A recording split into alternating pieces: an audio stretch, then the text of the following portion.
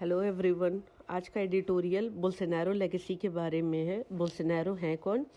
Bolsonaro जो हैं वो ब्राज़ील के प्रेसिडेंट रहे हैं। और ये जो मैं पहले बता दूं आपको, ये जो आज का एडिटोरियल है वो GS2 के IR इंटरनेशनल रिलेशन के पार्ट को कवर करेगा।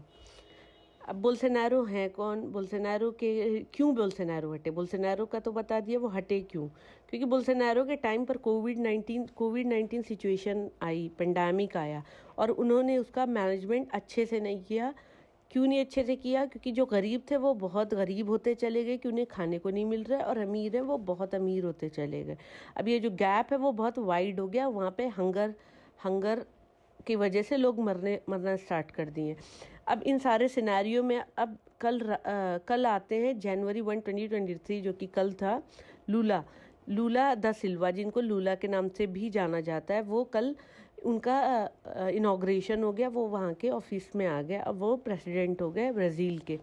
लूला का पास्ट क्या रहा है? लूला पहले भी ब्राज़ील के प्रेसिडेंट रहे हैं 2003 टू 2010।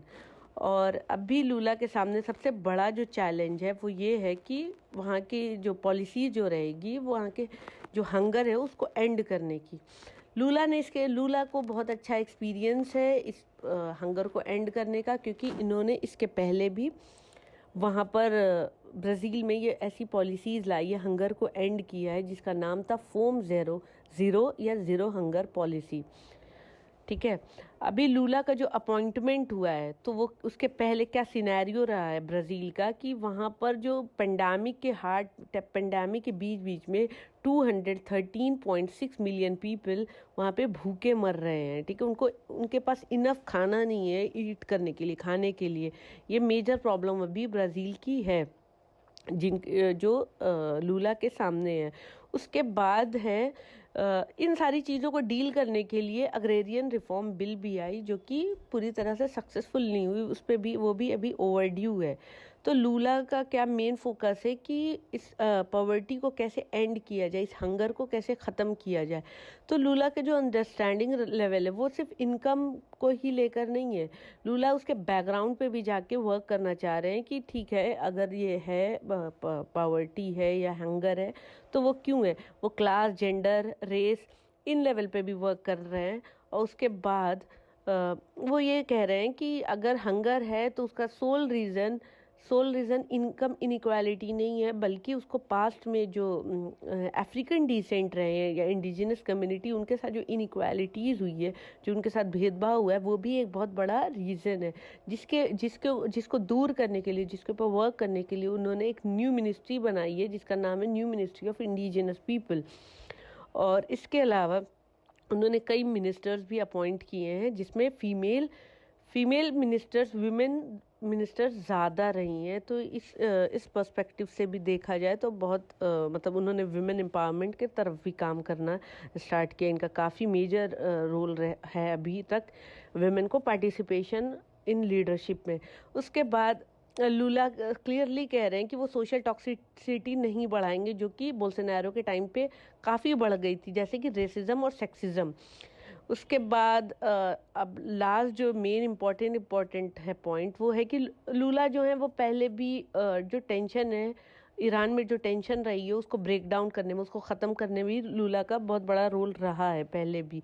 और अब लूला का रोल यूक्रेन में भी देखा जा सकता है, और लूला उसमें एक्टिवली पार्टिसिपेट करने के लिए रेडी नज़र आ रहे हैं, रेडी दिख रहे हैं। और अभी प्रेसिडेंटशिप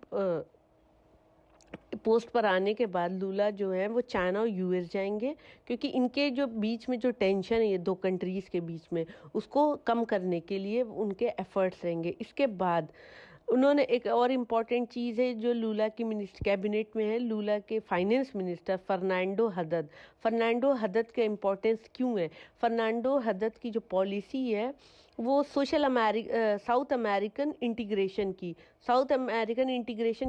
में क्यों ये साउथ अमेरिकन इंटीग्रेशन लाना चाह रहे हैं? क्योंकि इनको एक अपनी न्यू डिजिटल कॉन्टिनेंट वाइड एक करेंसी लॉन्च करना है, जिसका नाम SUR है। और ये थ्रू आउट ये साउथ अमेरिका में सिर्फ एक करेंसी डिजिटली वर्क करेगी, और इस तरह से ये अपनी इकोनॉमी को रन करेंगे। इस वजह से ये इसका यहाँ पे बहुत इंपॉर्टेंस, ये प्रीलिम्स में भी क्वेश्चन आ सकता है। उसके बाद है अब ग्लोबल वर्ल्ड में अब साउथ की क्या इम्पोर्टेंस है। तो ग्लोबल साउथ में एज सच अभी कोई लीडर नहीं है जो यूएस को मिमिक करें, यूएस को कॉपी करें। जैसे यूएस का एक पोजीशन अभी, यूएस की यूक्रेन वॉर में यूएस की जो पोजीशन अभी रही है, उस तरह को कॉपी करने के लिए अभी कोई ग्लोबल लीडर नहीं आ रहे हैं। लेकिन अब लूला का काफ़ी इंटरेस्ट दिख रहा है, मूड दिख रहा है इस ग्लोबल लीडरशिप को लीड करने का।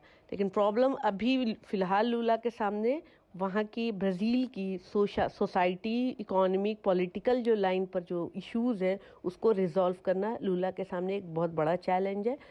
So with this, thank you for watching my video. With this, I'm ending my editorial and analysis. Thank you so much.